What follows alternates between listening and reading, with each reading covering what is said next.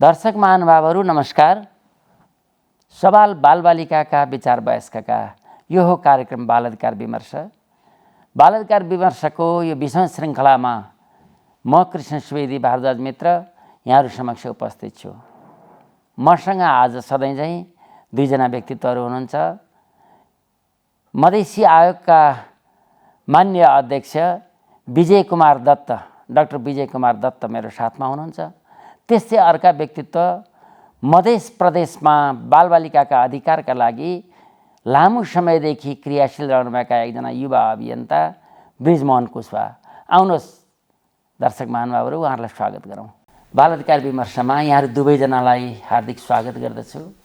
धन्यवाद। हजुर, हामी आज सधैँ नै बालबालिकाकै कुरा गर्नेछौँ।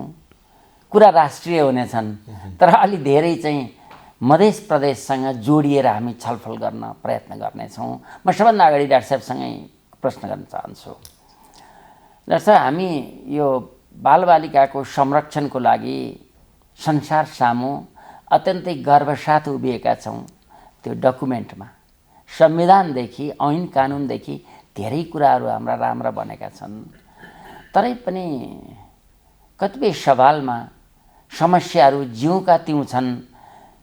हाम्रा परिवर्तनहरूको आभास चाहिँ ती मधेसमा बस्ने बालबालिकाहरूले कतिको पाइरहेका छन्? कस्तो छ यहाँको अनुभव? मधेसी समुदायको कुरा हामीले हेऱ्यौँ भने यसलाई 3 भागमा हामी बाँडौँ। मधेसी समुदायको नम्बर 1 मा पूर्वका मधेसी, एउटा मध्य मधेसी, मध्यका मधेसी र एउटा पश्चिमका मधेसीको 3 प्रकारका हामीले भनेको एउटै हामीले जेनरलाइज गर्न मिल्दैन। पूर्वका एउटा छुट्टै सवाल छन् भने यो कोर मधेस, जसलाई कोर मधेस प्रदेश अहिले बनाइएको छ 8वटा जिल्लाको, त्यसको एउटा छुट्टै विकराल सङ्कट छ। र पश्चिममा पनि उस्तै जुन हो 5-6वटा जिल्लाको जुन लुम्बिनी प्रदेशको देखिया छ। त एउटा पहिलो हामीले कुरा के गरौँ भने यो बालबालिकाको अवस्था हाम्रो पूर्वीय सभ्यता, इस्टर्न कल्चर जसलाई भनिन्छ, हाम्रो एकदम जुन सुन्दरतम थियो, राम्रो थियो, व्यवस्थित थियो। यसमा कुनै थियो भनेको हजुर आमा हजुर बुवासँग नाति नातिनाहरू मिक्स भएर बस्थे गर्थे। नैतिक शिक्षा थियो, मोरल भ्याल्युज जसलाई भनिन्छ हैन, र कल्चरल भ्याल्युजका साथमा थियो। यो पछि आएर यो बिग्रिँदै बिग्रिँदै अहिले हामीले सङ्क्रमणकालीन अवस्थामा अहिलेको जुन हामीले कुरा गर्दाखेरि, त्यो मधेसको स्पेसल कुरा गर्दाखेरि अहिले जुन हो न हामी पहिलाका हामी आफ्नो कल्चरलाई अँगाल्न सकेका छौँ, न नयाँलाई हामीले वेस्टर्नलाई एडप्ट गर्न सकेका छौँ, बिचको अवस्थामा छौँ। परिणाम के छ भने बालबालिका भनेको र त्यसलाई पनि 2टा फेजमा लिनुपर्छ। एउटा के छ बालबालिका जन्मिनुभन्दा पहिलोको स्टेज र एउटा बालबालिका जन्मेपछिको जुन हो अवस्था। त जन्मिनुभन्दा पहिलेको अहिलेको अवस्थामा महिला र पुरुषको जुन हो अनुपात जुन हो, बालबालिकाको जुन अनुपात हो, धेरै अन्तर भइसकेको छ। कारण के हो भने हामी आधुनिकताका कुरा गर्छौँ, तर भ्रूण परीक्षण गराएर छोरीलाई मार्ने गरेका छ। परिणाम दुःखद र गम्भीर छ। यो मधेसको समस्या बढी हो। क्लिनिकमा घर घरमा यस्ता खालका जहाँ जो पाएछ त्यतिखेरसम्मको यो इलिगल, यो जुन हो, जुन राज्यले जुन तोकिएको यति हप्ता छ त्यस पछाडिका कुराहरू 8 महिना 9 महिनासम्मको अवस्थामा, जसबाट के भयो भने इम्ब्यालेन्स, असन्तुलनको अवस्था बाल र बालिकामा आइसकेको छ। त्यही त हो नि, त बच्चाहरू बढ्दै जान्छन्। अब हेरौँ हाम्रो पूर्वीय सभ्यताको जुन एउटा सोच थियो, लालियत पञ्चवर्षाणी 10 वर्षाणी तारियत प्राप्तेषु खोडवर्ष पुत्रमित बदाचरित, एउटा जुन थियो कि बच्चाहरूलाई जुन हो हामीले यसरी माया गर्ने, प्रीति गर्ने, यो कुराहरू बिस्तारै बिस्तारै लोप हुँदै गएको छ। भनेको बच्चाहरूको जन्मिनुभन्दा पहिलोको एउटा जन्मिएपछिको अवस्था अलिकति म यसमा राखौँ। जन्मिएपछिको अवस्थामा के आयो भने गरिबीले, अशिक्षाले, कुपोषित एउटा तथ्याङ्क आएको छ। मध्य प्रदेशको एउटा जिल्लाको सर्लाही जस्तो एउटा शिक्षित मध्य प्रदेशको जिल्ला मानिन्छ, एज ए होल जिल्लाको 30% कुपोषित बालबालिका त्यहाँ छ भनेर आएको छ। भने मध्य प्रदेशका जुन यो हुलाकी राजमार्ग, जसलाई लाइफलाइन भनिन्छ, त्यसको त्यो के छ भने वारीपारीको अवस्थामा सीमापारीमा एउटा भनी छ अनौपचारिक तथ्याङ्कले 55% कुपोषित बालबालिकाहरू रहेका छन्। त्यो त्यो हुलाकीभन्दा दक्षिणको अवस्थामा 55%। त एक त बच्चाहरूलाई पहिला नै सेन्सरसिप लागू भयो एउटा समस्या, आइसकेपछि अवस्था यस्तो छ। त्यस कारणले अवस्था सुध्रिनुको अवस्था जुन भन्नुभयो कस्तो छ भने सुध्रिएका पार्टमा अलिकति न्यूनीकरणका त अवस्था केही छन्, यो एबोर्सनका कुरामा, इलिगल एबोर्सनका। तर यो जुन कुपोषणको जुन अवस्था छ त्यो जुन हो बालबालिका जन्म भएपछिको अवस्था राम्रो छैन, शिक्षा छैन, स्वास्थ्यको अवस्था गम्भीर छ र कुपोषणको अवस्था छ भने त्यसपछि त उसको जुन हो मानसिक स्वास्थ्य बिग्रिन्छ, शारीरिक स्वास्थ्य दुइटै बिग्रेको। यो मैले एज ए होलमा मैले हजुरलाई निवेदन। यहाँले नै भन्नुभयो अहिलेको हाम्रो मधेसमा वसार पसारका समस्या चर्का छन्, त्यहाँ बाल विवाहका पनि समस्या छन्, त्यहाँ अप्ठ्यारो छ, यो जेन्डर सेन्सिटिभ एबोर्सनको जस्ता ठुल्ठुला समस्याहरू आएका छन्। त्यहाँ नागरिक समाजको आँखामा अहिले भर्खर मान्यजीले भन्नुभयो जस्तो जुन समस्याहरू हुन् त्यसलाई कसरी उजागर गर्नुहुन्छ? जुन हाम्रो यो समग्र मधेसका बालबालिकाको सवालमा जुन अहिले आज छलफल भइराखेको छ र हाम्रो मधेसी आयोगका पनि अध्यक्ष डाक्टर साहेबले जुन मधेसमा भएका बालबालिकाहरूको सवालमा उहाँहरूले जुन समस्याहरू राख्नुभयो त्यो समस्याहरू यथावत रूपमा छ। तर हामीले के हो कि हामीले एउटा व्यवहारिक कुरोमा होइन कि एउटा राज्यको कानुनको आँखाले पनि हेर्नुपर्छ। हामीले त्यो सन्दर्भमा मैले कुरो उठाउन खोजेको हो, किनभने बाल अधिकार महासन्धिले जुन हाम्रो 1989 को जुन कुरोहरू गरेको छ, नोभेम्बर 20ले जुन उठाएको कुरोहरू छ र त्यो सन्धिलाई नेपाल सरकारले पनि 1990 14 सेप्टेम्बरले जुन हस्ताक्षर गरेको हो र त्यो सवालमा नेपालका बालबालिकाहरू जुन हाम्रो बालबालिका मधेसमा बस्ने वा पहाडमा बस्ने वा तराईमा बस्ने जुन बालबालिका हो सबैको अधिकार समान हो। र डाक्टर साहबले पनि कुरो उठाउनु भयो त्यो 3 तहको मधेसी बालबालिकाहरूको सवालमा। र त्यो कुरोमा मैले के भन्न चाहिराखेको हो भने हाम्रो मधेसमा जुन बालबालिकाहरू छ र अहिलेको अवस्थामा पनि उहाँले एउटा आयोगको हिसाबले जुन एउटा सर्वेक्षण गरेर एउटा त्यहाँको अवस्था हेरेर उहाँले जुन तथ्याङ्कको हिसाबले बताउनु भयो त्यो आफ्नो हिसाबले त्यो कानुनी हिसाबले राम्रो छ। तर त्यो समस्याले अब राज्यले कसरी न्यूनीकरण गर्ने त? अब मधेसी आयोगले जुन हाम्रो मधेसका बालबालिकाहरू छ त्यो बालबालिकाहरू जुन समस्यामा गुज्रिराखेको छ त्यो बालबालिकाहरूको राज्यको अधिकारको हिसाबले कानुनको हिसाबले कसरी त्यसलाई न्यूनीकरण गर्न सकिन्छ भने त्यसमा हाम्रो मधेसी आयोगको ध्यान जानको लागि पनि म ध्यान आकर्षण गराउन चाहिराखेका छौँ। र जुन एउटा बालबालिकाहरूको जुन उहाँहरूको अधिकारको कुरो पनि हामीले संविधानले जुन अहिले हाम्रो संविधान 2048 र अहिलेको संविधान हाम्रो 2072ले पनि 72 को धारा 3 र भले भाग 3 र धारा 39 पनि बालबालिकाहरूको मौलिक हकको रूपमा पनि अहिलेको संविधानले दिएको छ। र त्यो मौलिक हकको आधारमा हरेक बालबालिकाहरूलाई एउटा उहाँहरूको जुन हामीले 4 व्याख्यामा पनि बाँटिएको छ, एउटा बाल बचाउको कुरोहरू, बाल संरक्षणको कुरोहरू, बाल विकासको कुरोहरू र बाल सहभागिताको कुरोहरू। यो चारैवटा सेक्टरमा कानुनी हिसाबले कसरी जाने, हामी व्यवहारिक हिसाबले जहिले पनि राज्यले हेर्छ, राज्यको आँखाले हेर्यो भने कहिले पनि बालबालिकाहरूको समस्या समाधान हुँदैन। यानि कि हाम्रो एउटा मधेसको होइन कि यो देशभरिकै बालबालिकाहरूको समस्याको समाधान हुँदैन। त्यो कारणले हाम्रो राज्यमा हाम्रो संविधानमा जुन बालबालिकाहरूको लागि बालबालिकाहरूको ऐन कानुनको कुरो गरेको छ त्यो मार्फत हामीले व्यवहारिक भन्दा कानुन मार्फत मधेसका बालबालिकाहरूलाई एउटा यो विभिन्न विकृतिका कुरो डाक्टर साहबले उठाउनु भयो, त्यो विकृति कसरी कम हुन्छ, त्यो विकृतिले हामीले न्यूनीकरण कसरी ल्याउन सक्छौँ भने त्यसमा डाक्टर साहबको यो आयोगको तर्फबाट ध्यान गयो भने अझ राम्रो हुन्छ। त्यो बालबालिकालाई माथि राखेर नागरिकहरूको विकासका लागि महत्त्व दिने काम चाहिँ कम भइरहेको जस्तो लाग्छ। यो अनि कसरी बढाउने होला, त्यसको लागि लगानी नै होला। जब महत्त्व दिइन्छ तब लगानीका कुराहरू हुन्छ। अनि अर्को बिर्सन नहुने कुरा के भने बालबालिकाका अधिकार प्रत्यायोजन हुने कुरा, अधिकारको हक भोग प्रचलन गर्ने कुरा त स्थानीय तहले गराउँदो रहेछ, त्यसले दिँदो रहेछ धेरै कुरा भने त्यहाँनेरि यी अधिकारहरू कार्यान्वयन गराऊ, हक अधिकार बहाली गराऊ, नीतिहरू बनाऊ, समितिहरू बनाऊ, पालिकै पछि बाल अधिकार समिति हुँदो रहेछ होइन, ती चिजहरू बनाऊ, अनि बाल कोष राख्नु पर्दो रहेछ आपद विपदलाई, त्यो गर भनेर यो प्रदेश सरकारहरूलाई हाम्रो मधेसी आयोगले के सुझाव दिन सक्छ होला र के छ स्थिति? बडो राम्रो कुरा। हाम्रो जुन हो बाल अभियन्ता अधिकार अभियन्ता जुन हो बिजमोहनजीले उठाउनु भएको कुरा र यहाँले जुन हो अलिकति पृष्ठभूमिमा सबैले कुरा गर्दाखेरि हाम्रो मुलुकको जुन संविधान जुन हो त्यसको जुन धारा र के छ भने भाग कोड गर्नुभयो त्यो त मौलिक हक फन्डामेन्टल राइट्स हो नि त।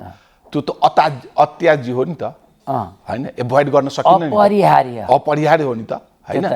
मैले त्याग्न पनि भन्न खोजेको त्यसमा मुद्दा परेपछि राज्यले गर्नै पर्छ। अब मधेसी आयोगले हामीले सुरुमै पृष्ठभूमिमै अलिकति केही कुरा गर्दाखेरि न्यूनीकरणतर्फ गएको छ।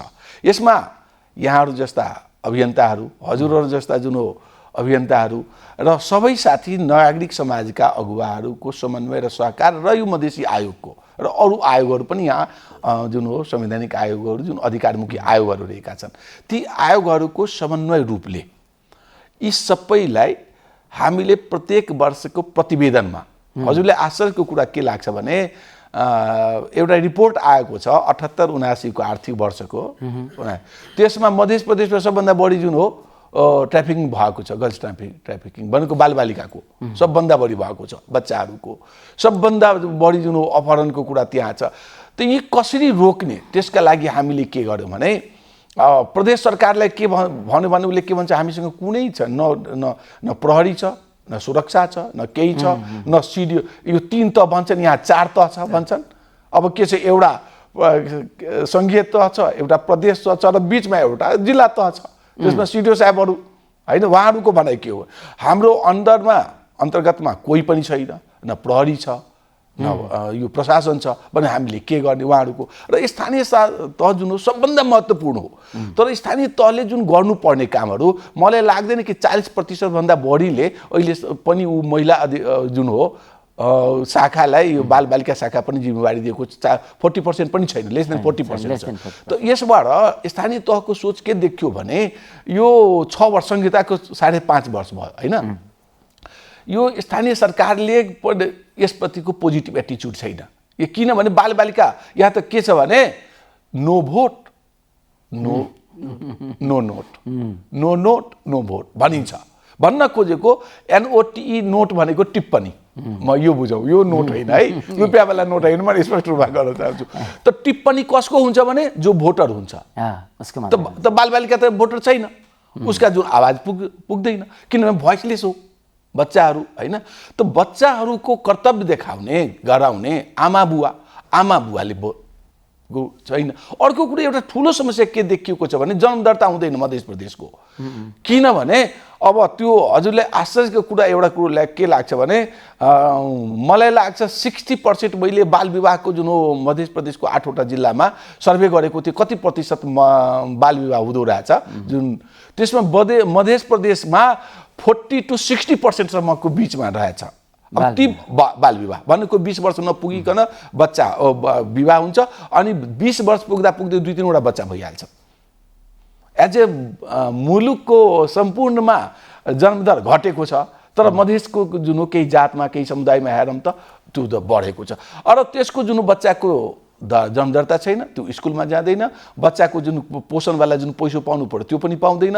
त यी जुन कानुनी जटिलताका बीचमा बच्चाहरू यो हाम्रो जुन समन्वय सहकारी छ जुन एउटा यो संवैधानिक आयोगको रूपमा जुन हो बनेको छ यो मधेसी आयोगले मलाई लाग्छ बालबालिकाको सम्बन्धमा तत्कालै हामीले त्यो बोर्डरले त्यो गर। यसका लागि हामीले प्रहरी प्रशासनलाई प्रत्येकलाई जुन हो के रहेछ परिपत्र गरेर प्रधानमन्त्री मन्त्री परिषद कार्यालयमा अनि हामी आफै यस्ता घटनाहरू घटेपछि र त्योभन्दा पहिले हैन प्रिभेन्सन इज बेटर देन क्युरको जुन हो पोलिसीको आधारमा हामीले ती प्रत्येक जिल्लामा जाँदाखेरि अनुगमनमा जाँदाखेरि अथवा त्यो हाम्रो मोनिटरिङका पार्टका कुराहरू त्यसपछि हामी प्रतिवेदनका जुन 4वटा जुन हामी प्रतिवेदन चौथो वार्षिक प्रतिवेदन बुझ्यौँ सबैको आधारमा हामीले यसलाई कुरा गरेका छौँ र यसमा न्यूनीकरणको अलिकति क्रम सुरु छ न्यूनीकरण छ यो सकारात्मक कुरा हो। तर जुन स्पिडमा हुनुपर्ने जस्तो त्यहाँ समथर भूमि छ जस्तो त्यहाँ के छ भने सुगमता छ जतिको त्यहाँ जुन सुन्दरतम सबै कुरा छ त्यस्तो खालको जुन हो सुन्दरतम यो प्र्याक्टिस हुन सकेको छैन। यो प्र्याक्टिस नभएर के छ भने अप्ठ्यारो छ।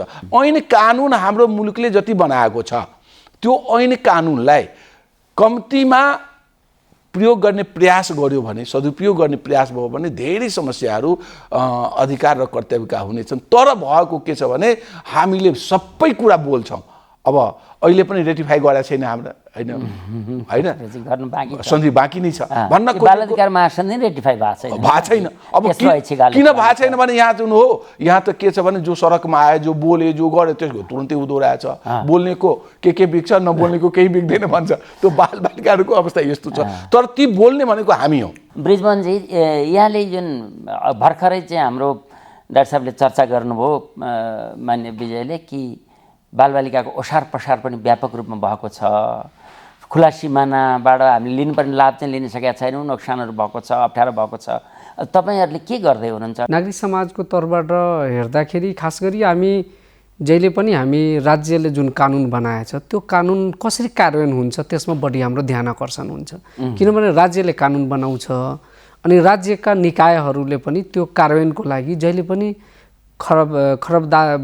पहलदारीको रूपमा र जहिले पनि गरिराख्नुपर्छ। किनभने हामी नागरिक समाजका व्यक्तिहरूले जुन राज्यले कानुन बनाएछ त्यो कानुनलाई एउटा सङ्घ सरकारले, प्रदेश सरकारले र स्थानीय सरकारले जुन कानुनहरू निर्माण गरेको कानुनहरूलाई हामीले साधारण व्यक्तिसम्म कसरी पुर्याउने त्यो भूमिका बढी हामी नागरिक समाजका व्यक्तिहरूले भूमिका खेलिराखेको अवस्था छ। र अहिले हामीले हेर्दाखेरि जुन एउटा सङ्घ सरकारले जुन एउटा बालबालिका सम्बन्धी ऐन 2075 जुन लागू गरेको छ, त्यसै गरी हाम्रो प्रदेश 7वटा प्रदेश सरकारले पनि बालबालिका सम्बन्धी ऐनहरू पनि ल्याएको अवस्था छ। र त्यो सन्दर्भमा हाम्रो तपाईको सङ्घ सरकारले यो बाल श्रम ऐन 2056 पनि ल्याएको हो र बालबालिका सम्बन्धी ओसार पोसार र मानव बेचबिखन विरुद्धको पनि ऐनहरू सङ्घ सरकारले ल्याएको अवस्था छ। र त्यो अवस्था हुँदाहुँदै पनि हाम्रो मधेस सरकारले पनि बालबालिका सम्बन्धी ऐन 2077 पनि ल्याएको अवस्था छ। र यो ऐनहरू हुँदाहुँदै पनि अहिले पनि हाम्रो समाजमा यो बालबालिकाहरूप्रति जुन विकृतिहरू देखिराखेको अवस्था छ त्यसलाई जस्तै यो डाक्टर साहबले उठाउनु भएको यो ओसार पोसारको कुरोहरूमा जुन अब हाम्रो नेपाल र इन्डियाको खुला बोर्डर छ र अधिकांश हाम्रो देशभित्र बस्ने व्यक्तिहरू अब गरिबी र शिक्षाको कारणले पनि बढी बालबालिकाहरूलाई यो मानव बेचबिखनमा र यो बाल श्रममा पनि लगाइराखेको अवस्था छ। र यो हाम्रो नेपालबाट इन्डिया जानले पनि सहज भएकोले त्यो हाम्रो खुला बोर्डरको पनि प्रयोग गरिराखेको अवस्था छ। र त्यो सँगै जुन डाक्टर साहबले उठाउनु भएको कुरो कि हामीले त्यहाँको प्रदेश सरकारसँग पनि गफ गरेको, स्थानीय सरकारसँग पनि हामीले कुरो गरिराखेको अवस्था छ र त्यहाँको पनि यो रोकथामको लागि पनि हामीले पहल गरिराखेका छौँ भनेर उहाँले जुन कुरो उठाउनु भयो। र यो पहलमा पनि कतिसम्मको त्यहाँको खरबदारी भयो, त्यहाँको प्रहरीहरूले जानकारी भयो वा कतिसम्मको रोकथाम भयो भने यसमा मधेसी आयोगले पनि ध्यान आकर्षण गर्नु जरुरी छ। किनभने हामीले त्यो ठाउँमा काम गर्दाखेरि अझ पनि धेरै यस्ता समस्याहरू छ जुन एउटा राज्यको कानुन हुँदाहुँदै पनि त्यो कानुन कार्यान्वयनमा हाम्रो एउटा सरकारकै निकायमै बसेका व्यक्तिहरू जुन हाम्रो सङ्घीय सरकार, हाम्रो प्रदेश सरकार र स्थानीय सरकारका जिम्मेवार व्यक्तिहरूले पनि त्यसमा लागेको अवस्थाहरू त्यो कार्यान्वयनमा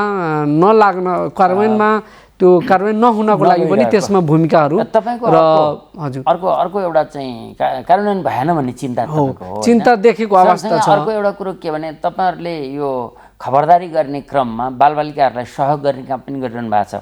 1098 टेलिफोनको प्रयोग परिचालनले कस्तो के भएको छ, त्यसको परिणाम के आएको छ? यसमा मैले यो कुरोहरू किन फेरि जोडे सरको प्रश्नको जवाफ दिनुभन्दा अगाडि, किनभने अझै एउटा बाल विवाहको कुरो पनि डाक्टर साहबले उठाउनु भएको थियो।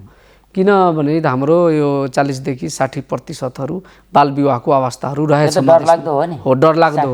र त्यो विवाहमा अधिकांश संलग्न यो सरकारी व्यक्तिहरू नै, जो हाम्रो जिम्मेवार व्यक्तिहरू त्यो विवाहमा संलग्न हो। हामीले जहाँ पनि यो कुरोहरू उठाउँदाखेरि कम्तीमा सरकारका प्रतिनिधिहरूले त्यो बाल विवाहको भोज भतेरमा त सहभागी नभइदिनु, त्यो कुरोहरू हामी उठाइराखेको अवस्था छ।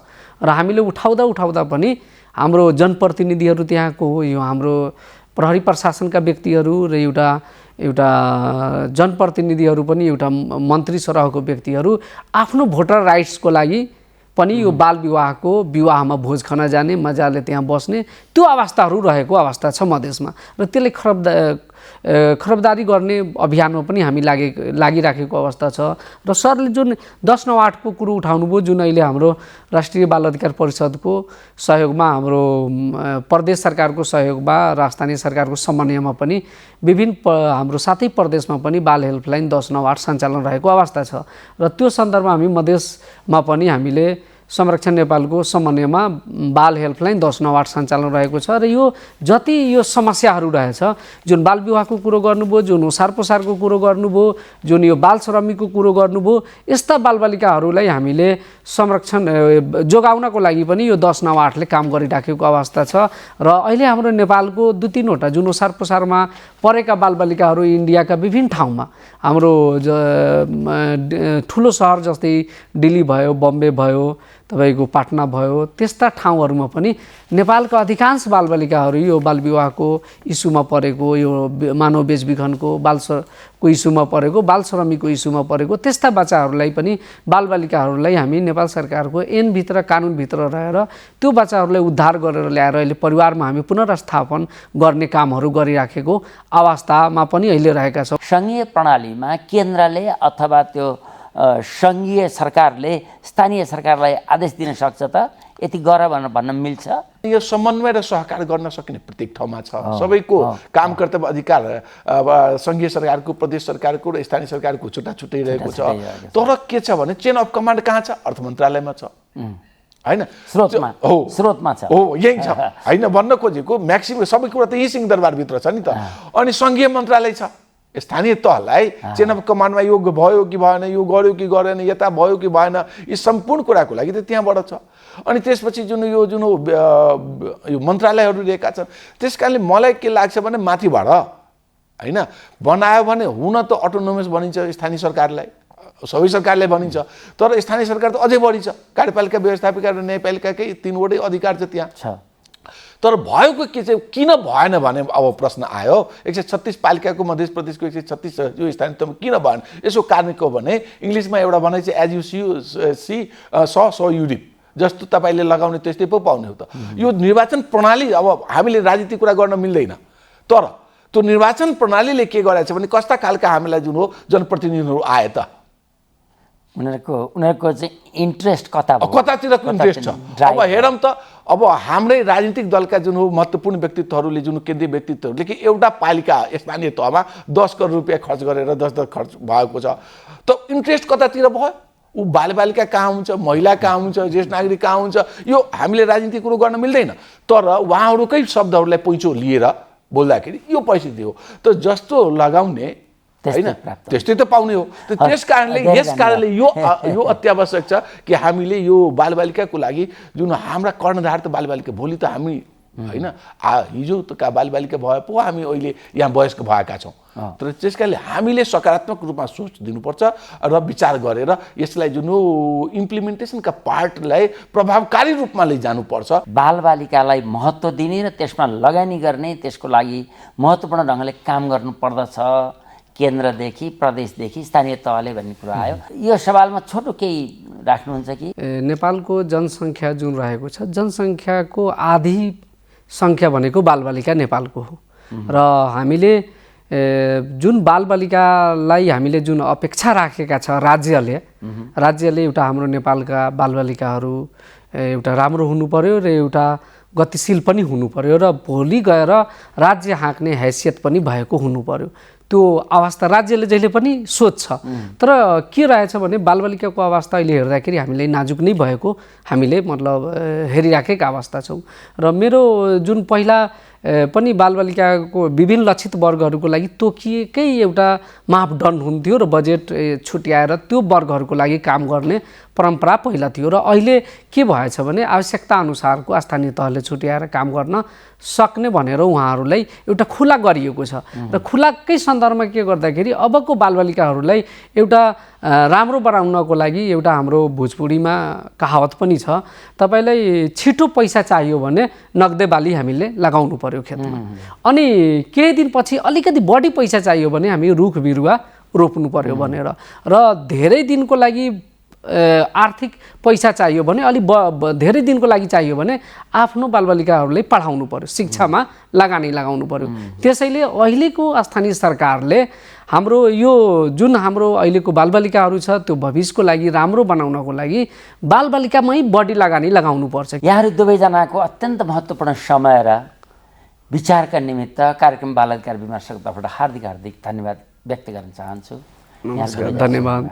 दर्शक महानुभावहरू, आज हामीले साँच्चै नै भावनाको तल तल पुगेर बालबालिकाका सवालमा छलफल गऱ्यौँ।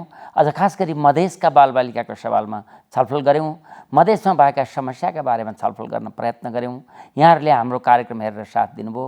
हामीलाई विश्वास छ यस्तै अर्को श्रृङ्खलामा पनि यहाँहरूको साथ सहयोग पाउनेछौँ र यहाँहरूका सुझाव सहितको अपेक्षाका साथ म कार्यक्रमबाट बिदा हुन चाहन्छु। सबैलाई नमस्कार।